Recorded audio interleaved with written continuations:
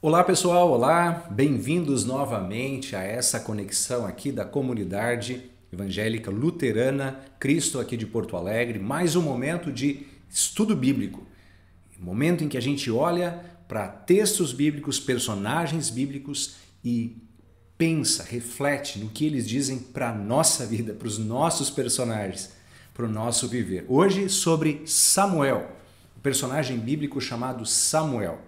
Apesar da gente falar aqui da história de vidas ou biografias de personagens bíblicos, na verdade nós defendemos e entendemos que a grande vivacidade da palavra de Deus está no texto escrito mesmo. Então o texto que eu quero fazer referência hoje é 1 Samuel capítulo 1 até o capítulo 8. Tá? Então nesse nosso personagem de hoje, qual é mesmo? Samuel.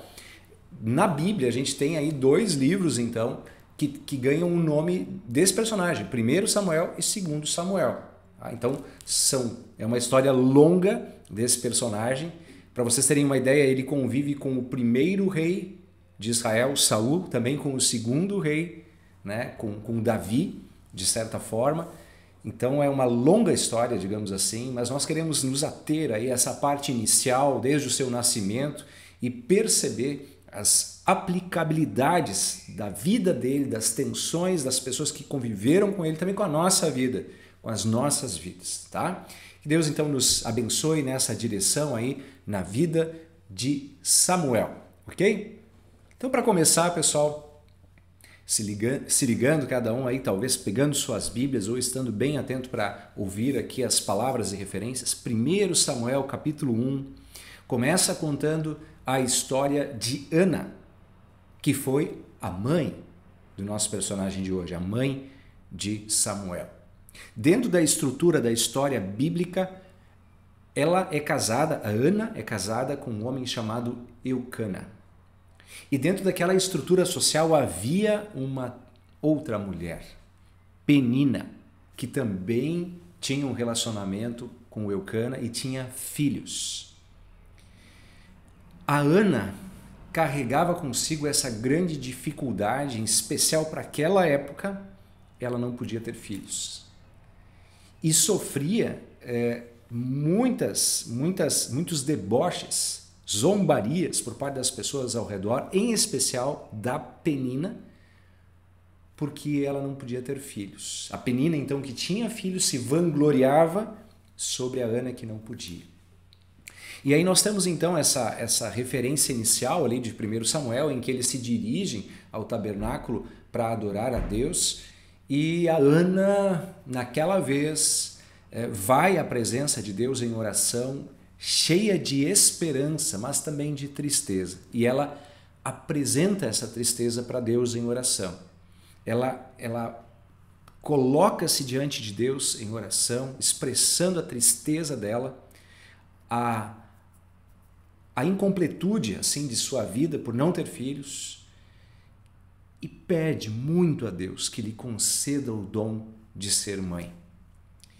E nesta oração intensa em que ela coloca-se diante de Deus, o sacerdote Eli percebe essa mulher orando ali, mas ele não entende o que ela está fazendo. E aí a gente percebe que a Ana estava tão fisicamente expressando sua tristeza e sua oração que o Eli, ao olhar para ela, pensou que ela estava inclusive bêbada. E essa é a palavra de Eli para Ana, né? Como que diz, tu não tem vergonha de estar bêbada uma hora dessas? Né? E a Ana então vai se explicar e diz, eu não estou bêbada, Senhor, eu não estou bêbada. Se tem alguém bêbado é minha alma de tristeza, diz assim, né? Por eu não ter filhos. Eu estou colocando isso diante de Deus em oração. E aí o texto bíblico lá de 1 Samuel diz que o Eli, talvez até tenha ficado constrangido, né, por ter exortado, xingado uma mulher ali que estava na verdade orando, diz que ele então diz as palavras, olha, que Deus escute a tua oração, que ele receba a tua oração. E nessa circunstância em que ele dá essa palavra de consolo e direção para que Deus escute a oração de Ana, o texto bíblico diz que a Ana já não estava mais tão triste, que depois que ela diz essas palavras, que ela despeja o seu sentimento diante de Deus, o texto bíblico fala assim, e a Ana voltou já não tão triste. Deixa eu até indicar assim, aqui ó, versículo 18, diz assim, e o seu semblante já não era tão triste, depois, capítulo 1, versículo 18. Bom, o que acontece? Deus ouve as orações de Ana e lhe concede o dom de ficar grávida. E ela, então, quer marcar uma promessa que ela tinha dito em oração. Ela disse que se Deus lhe concedesse um filho, que ele devolveria esse filho ao serviço do Senhor. E aí então conta o texto bíblico que depois de um tempo, a Ana leva o seu filho, entre aspas, desmamado, né, que já passou pelos primeiros cuidados, para ser cuidado no tabernáculo pelo sacerdote Eli, né? Ela explica que ela fez essa promessa e que ele agora estaria a serviço de Eli, ao serviço das coisas de Deus, né? Inclusive, há um eco dessa expressão do nome Samuel, né? Pedido de Deus, ou aquele que foi pedido a Deus, do Senhor o pedi. Então tem uma expressividade etimológica nesse nome que tem esse sentido, né? Então eu estou dando Samuel o nome para esse guri porque eu pedi ele para Deus, o Senhor. E aí nasce então o personagem que aqui quero destacar e que de fato não só foi trazido por Ana à presença de Deus, não foi apenas devolvido assim fisicamente, ó, agora é para o serviço de Deus, mas ela inculcou, ela ensinou, ela educou esse rapaz e depois esse homem que se torna Samuel para servir a Deus. Então aí está um dos primeiros pontos assim da vida do nosso personagem. Do início ao fim de sua vida, ele serviu a Deus. Ele estava pronto para fazer assim. Então não foi só a Ana que cumpriu, né, a promessa, mas o próprio Samuel em sua vida teve essa direção. Muito bonito, muito lindo. No capítulo 2 de 1 Samuel, o cântico de Ana, né? O cântico de Ana de gratidão a Deus e coloca assim, de alguma forma, uma expressão bastante parecida. Ó, deu aqui um alarme soando, só um minuto. Voltando aqui, um alarme soando aqui do lado, mas voltando aqui à nossa palavra sobre Samuel, estava falando que em 1 Samuel 2, nós temos o cântico de Ana e em muito sentido ele se assemelha àquele cântico de Maria, né, em que ela coloca assim, a Ana coloca que Deus enalteceu os humildes, né, e rebaixou os soberbos. Então tem um linguajar muito bonito assim também, o versículo 8, levanta o pobre do pó, e assim por diante, coloca assim o capítulo 2. Bom, pessoal, o que acontece? Nesse trecho da história de Samuel, a Bíblia aqui conta a história de Eli, que esteve ali cuidando, digamos assim, tornou-se, vamos dizer assim, o pai de adoção do Samuel. Como Samuel foi levado ao tabernáculo, de certa forma o Samuel cresceu ali, supervisionado pelo sacerdote Eli. E a Bíblia destaca logo de cara que os filhos do sacerdote Eli, Ofni, Finéias, não eram legais, eram pessoas corruptas, não respeitavam as coisas de Deus, apesar de serem também sacerdotes, né? Enfim, várias vezes mereceram repreensão. E aí nesse contexto em que esses filhos de Eli não respeitam a presença de Deus, o Samuel cresce em grande obediência e serviço a Deus. Esse é o contexto, assim, né? E aí o texto traz também a clareza de que o Eli repreendeu um pouco os seus filhos, mas assim, de maneira bem branda. Nós percebemos que o próprio Deus traz mensagens a Eli de que ele deveria repreender seus filhos, que os seus filhos estavam fazendo errado, estavam sendo corruptos e imorais na presença da Arca da Aliança, na presença de Deus. E o Eli não dá um jeito nisso, né? A palavra posterior de crítica ao Eli foi assim, olha Eli, tu honra os teus filhos mais do que a mim, diz Deus, né? Tu honra os teus filhos mais do que a mim. Sabe que é uma baita reflexão aqui, se a gente pensar assim na figura do pai, da mãe, né? Tão difícil o exercício da educação, quando a gente reflete assim na vida de Eli. Eli é um cara justo, temente diante de Deus, mas que em algum momento ele talvez deu risada do que seus filhos aprontavam, em algum momento o Eli achou bonito coisas bem feias que os filhos faziam, e quando ele quis depois consertar não conseguiu mais. O caráter, a personalidade moldada dos seus filhos eram de desobediência, de não ter um coração temente a Deus. Isso foi muito triste para a vida de Eli e de todo o povo, inclusive, né?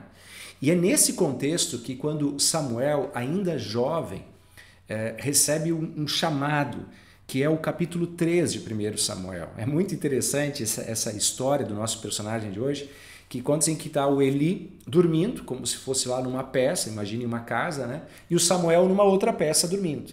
E de repente, à noite, o Samuel escuta uma voz chamando, né? Samuel, Samuel. Aí diz que o Samuel vai até lá o Eli está dormindo, ele acorda, o senhor me chamou?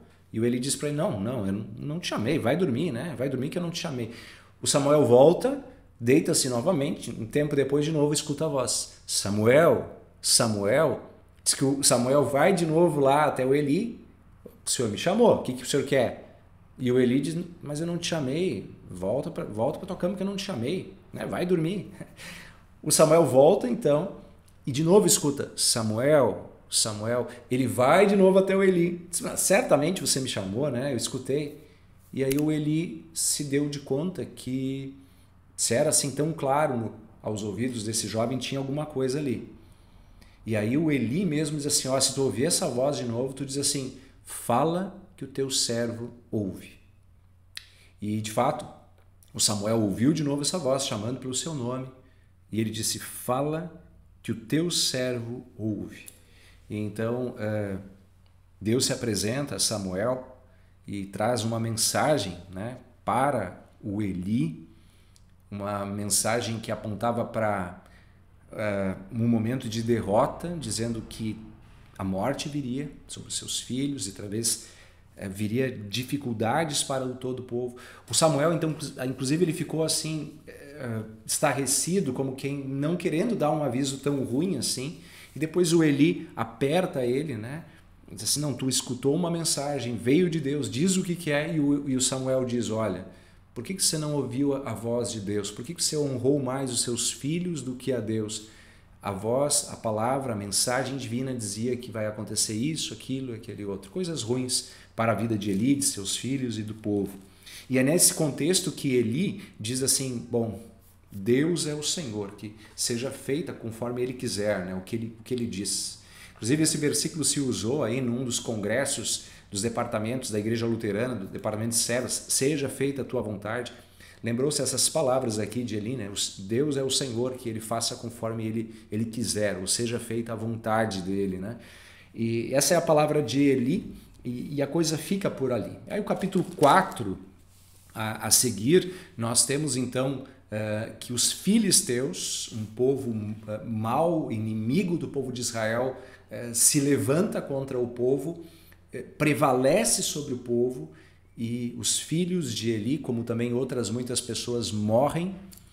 E quando Eli fica sabendo também destas mortes, ele próprio acaba se assustando, uma cadeira quebra, ele cai, ele também acaba perdendo a sua vida.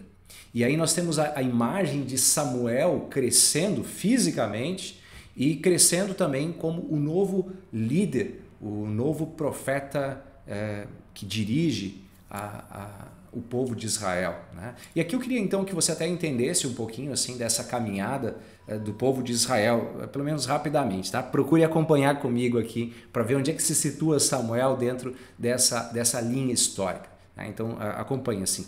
A gente fala lá do início de Gênesis, né? Claro, Adão e Eva, enfim, a história de Noé, mas depois o povo de Israel tem a sua construção quando Deus chama Abraão, tá? O patriarca, que é chamado assim. Aí tem Abraão, pai de Isaac, né? Pai de Jacó, por isso se diz Abraão, Isaac e Jacó, os patriarcas. E Jacó então tem 12 filhos homens, que são de certa forma a origem das 12 tribos de Israel. Então tem toda essa caminhada e a formação deste povo de Israel. Um dos filhos de Jacó, né? O José, ele transforma-se em governador do Egito, depois o povo todo vai para o Egito, aí vem Moisés, tá? toda a história de Moisés, da libertação do Egito, da ida então para a terra prometida, a terra de Canaã, né? E aí depois de Moisés morrer, quem assume a liderança, por indicação do próprio Deus, é Josué. E aí, depois de Josué, até no nome dos livros da Bíblia, tá? Se você pensar Gênesis, Êxodo, Levítico, Números, Deuteronômio, aí tem Josué, a história de Josué, a liderança de Josué, e depois de Josué vem um livro chamado Juízes. Então, assim, depois de Moisés, Josué é o líder do povo. E depois de Josué, uma série de lideranças que receberam o nome de juízes, não tão ligados ao poder judiciário, se bem que eles julgavam o povo, mas também como líderes do povo. Tá? E aí, dentro desse enquadramento, a gente pode dizer que o Samuel é o último juiz, né? É o último líder neste formato. Só que o Samuel foi tão importante que ele era um juiz, mas também ele era um sacerdote no lugar de Eli e um profeta. Vocês veem que ele ouve, ele transmite, ele professa, ele anuncia a voz de Deus. Então Samuel tem essa tríplice ação. Então esse protagonismo de Samuel, ele se equivale ao de Moisés, por exemplo. Talvez depois, se a gente for pensar em Elias também, né, nesse sentido de ação profética, mas o Samuel tem também essa liderança quase social como juiz do povo de Israel. Tá? Bom, demorei até um pouquinho aqui para explicar, né? Mas você acompanhou aí. Esse é o Samuel, nosso personagem aqui. Com a morte de Eli, ele vai ser o sacerdote, porque os filhos de Eli morreram e não foram escolhidos por Deus, o sacerdote do povo, desde pequeno criado, educado nesse ambiente. Né? E uma situação assim central na história, no tempo de Samuel, é a Arca da Aliança. Né? Merece um estudo especial, a Arca da Aliança, mas assim, em poucas palavras, a gente tem ali na Arca da Aliança a presença pela promessa de Deus. Nós temos que sempre entender que tudo que existe no mundo se distingue entre o Criador e as criaturas. E que nós devemos ter clareza de que só Deus é o Senhor.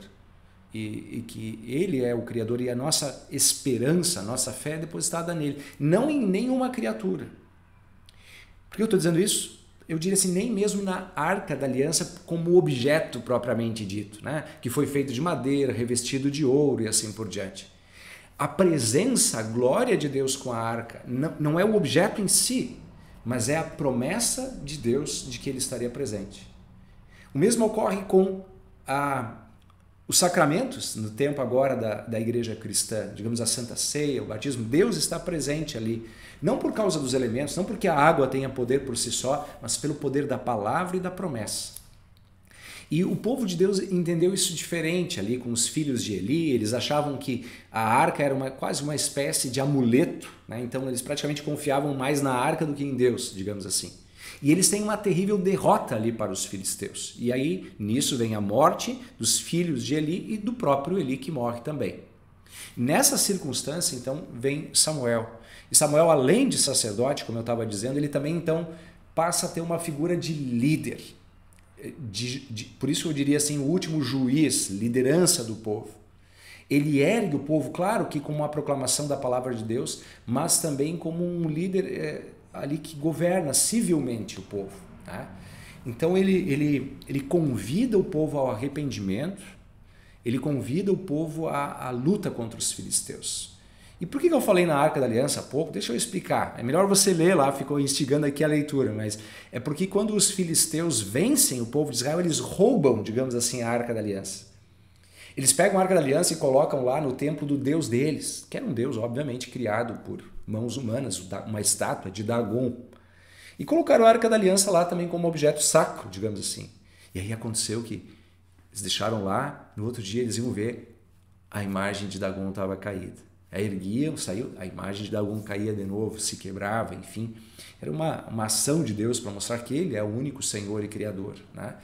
E aí então Samuel dirige o seu discurso ao povo justamente convidando cada um ao arrependimento, convidando cada um a dizer, olha só, se vocês de todo o coração querem servir a Deus, então destruam as estatuinhas que vocês têm de outros deuses e coloquem o coração somente em Deus, o Criador. Tá?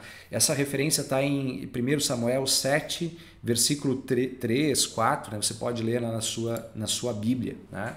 Então o povo se consagra, dirige o seu coração para Deus, porque percebeu que estava longe de Deus. Samuel fez eles perceberem que eles estavam confiando em objetos e não no Criador. E foi o próprio Deus quem mandou construir a arca. Então, nessa perspectiva, a arca, quando ela é levada pelos filisteus, ela tem essa imagem de derrota concreta do povo. E aí a gente vê, então, na sequência do capítulo 7, que, liderada por Samuel, eles vencem os filisteus e retomam a arca da aliança para si, né? Dentro de uma linha clara, teológica, da promessa, da presença do Criador, entendendo o que significa aquela arca dentro do culto e da reverência. Bem legal. Ainda sobre a arca, é interessante que quando deu lá a guerra, a derrota do povo de Israel, uma das noras do sacerdote Eli, que era casada com um dos filhos, o Finéias, ela diante daquele nervosismo da guerra, ela tem um bebê.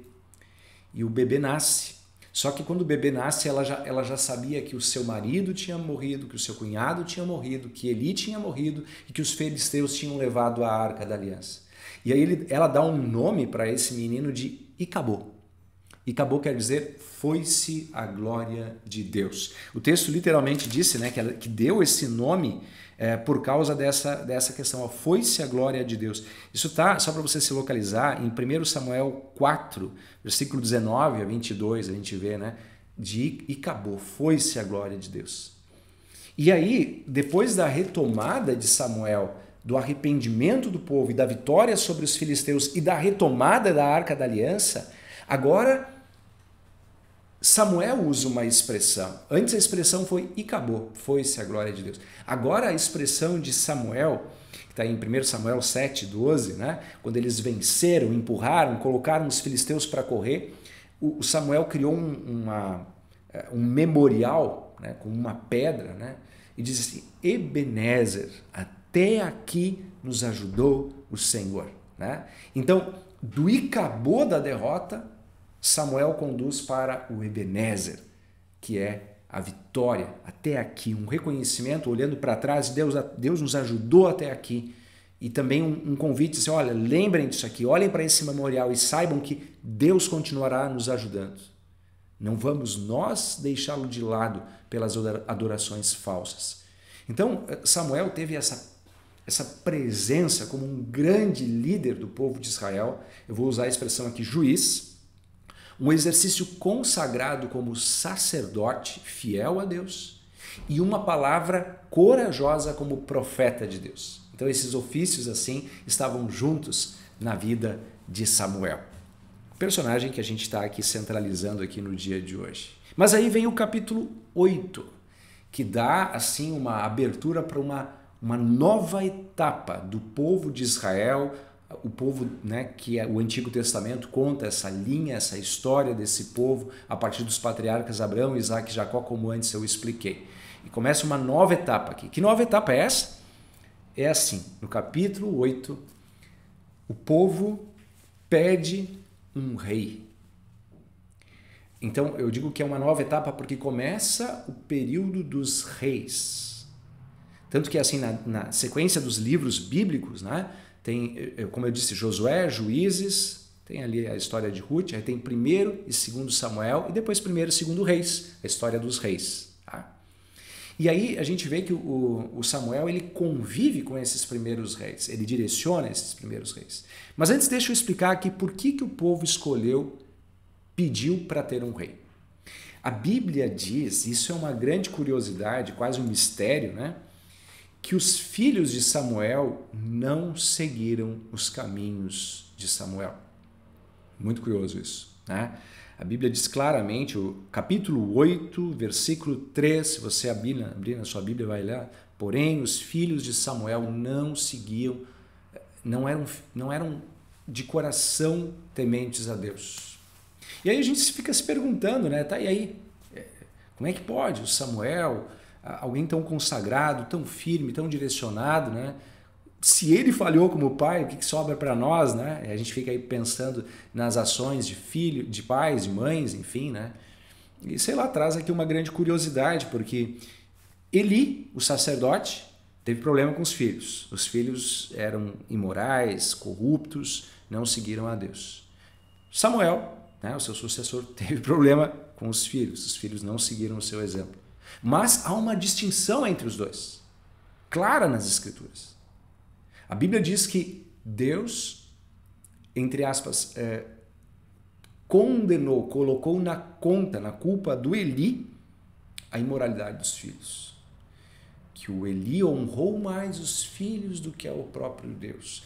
Não repreendeu, não falou como deveria. Então, mas e os filhos de Samuel, que também não seguiram a Deus? Mas, curiosamente, Deus não coloca a culpa em Samuel. O que fica subentendido? Que o Samuel fez a sua parte. Que o Samuel combateu esse bom combate da educação dos filhos. Mas cada um responde por si. E os seus filhos, infelizmente, optaram por caminhos errados. E, de certa forma, por um lado, isso faz os pais, as mães pensarem sobre as suas posturas, suas ações. Também lembra-nos, né, que nós podemos só fazer a nossa parte. A gente não vive a vida do outro. Cada um vive a sua vida e cada um é um ser independente com uma única digital diante do seu Deus. Nós educamos, nós testemunhamos, nós falamos, mas a vida de cada um traz consigo também a liberdade e a responsabilidade pelas decisões próprias. Mas tem isso. Eli foi imputado, ele foi atribuído culpa a ele. Agora o Samuel não teve isso. E aí o texto diz assim que como os filhos de Samuel não seguiam o caminho dele, o povo então pediu um rei. Bom, a gente pode dizer que aqui a gente percebe que foi essa a motivação do pedido do povo. No entanto, ali está presente também uma ideia assim, que eles olhavam para outras nações, outros povos, legal, eles têm um rei, coisa e tal. Nós também queremos sim, né? Queremos ter um rei também. E o texto diz que o Samuel ficou triste com isso, né? O Samuel ficou triste com isso e diz assim, olha, né? Sentiu-se assim rejeitado, né? Eles estão me rejeitando, estão pedindo um rei, algo diferente.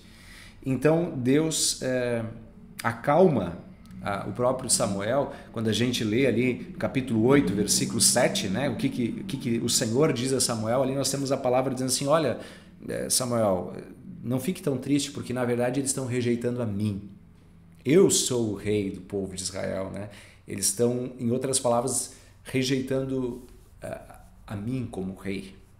Não é a ti, Samuel, que eles estão rejeitando a mim. Uma palavra curiosa. E também a palavra de Deus pediu para alertar o povo. Diz assim, olha, vocês sabem que para ter um rei tem que ter toda a estrutura, palácios, impostos. O texto diz assim, né?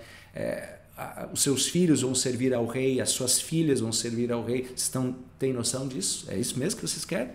E eles sabem que é. E aí Deus diz a Samuel, então deles um rei. Né?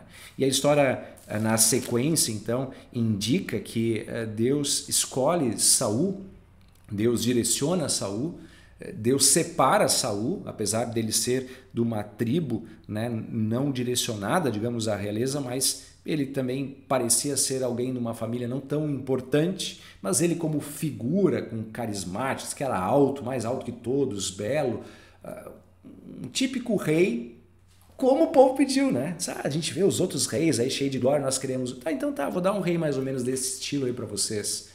E Deus separa Saul e também abençoa Saul por causa do seu povo. Mas se a gente for ver, e a gente vai ver isso num vídeo especial, a história de Saul, que o Saul, com o tempo, abandonou a palavra de Deus, trouxe desgraça para o povo de Israel e sobre sua própria vida, porque acabou gloriando mais a si mesmo do que a Deus. Mas isso é outra história, a história de Saul, tá? Aqui hoje, falando de Samuel, ele consagra, é uma ação que se tinha, né, de derramar um azeite e abençoar, só tu tá ungido para ser o novo rei. Samuel foi o sacerdote que fez isso. E não somente para o Saul, como depois para o novo rei escolhido por Deus, que foi o Davi, que com o tempo também nos nossos vídeos aqui nós vamos ver e estudar um pouco a história de Davi também, né? É muito legal, então, até quando Samuel vai ungir, por exemplo, o Davi, né? Ele pensa que é os irmãos que são mais velhos, e aí Deus diz, ô Samuel, tu vê como um homem vê, eu vejo o coração, né? Então Samuel foi direcionado por Deus tanto para consagrar, abençoar esses novos reis, e aí conta que ele continuou toda a sua vida até a sua morte como um profeta de Deus, como alguém que exortou o rei Saul, que abençoou o futuro rei Davi. Ele continuou exercendo a sua vida com fidelidade à palavra, né? Então Samuel, como juiz, o último juiz dessa era de juízes, antes do primeiro rei, que foi o Saul, sacerdote até o final de sua vida e profeta até o final de sua vida. No início de sua vida, sua querida mãe Ana, que o pediu emocional, assim, de uma maneira intensa diante de Deus, recebeu esse menino como uma bênção e foi muito feliz na educação desse guri, né? Ao contrário ali da imagem de Eli e do próprio Samuel, que tiveram dificuldades com seus filhos, a Ana pôde ir até o final dos seus dias com alegria de ver o seu filho tão querido, tão fiel a Deus, desde pequeno até a velhice, cumprindo a vontade de Deus e vivendo como um servo humilde e fiel. Uma história, de fato, que nos inspira, e eu quero convidá-los assim a conhecerem melhor a vida de Samuel, que é longa, né? Tem muitos trechos aqui que a gente não está mencionando, que a gente vai falar um pouquinho mais dele quando falar do Davi, do Saul, mas o convite é que você olhe aí, quem sabe abre aí primeiro Samuel, dê uma leitura maior, e se de alguma forma, alguma coisa vocês quiserem perguntar, escrevam para nós, para nós aqui da Igreja Luterana, né? Pode ser para mim, para o pastor Reinaldo, estamos assim à disposição de todos vocês, ficando sempre um incentivo de ler com reverência a palavra de Deus, ouvir com reverência a palavra de Deus. E aqui a gente pode centralizar a vida de Samuel aqui. Ele, quando era pequeno, escutou a voz, Samuel, Samuel. Ele achava que era o Eli, era o próprio Deus falando com ele. E Eli ensinou, disse para ele, olha, quando tu ouvir, diz assim, fala que o teu servo ouve. Pois bem, a gente pode não ouvir nesse formato o timbre da voz de Deus, mas nós temos a palavra de Deus nas Escrituras. E temos a direção da vontade de Deus nas Escrituras. E temos a clareza das Escrituras em dizer que Jesus é o caminho, a verdade e a vida. Que a gente possa também humildemente, como Samuel, o personagem de hoje, dizer, fala, Senhor, teu servo ouve, quero receber a luz da tua palavra, quero andar por esses caminhos. Beleza, gente?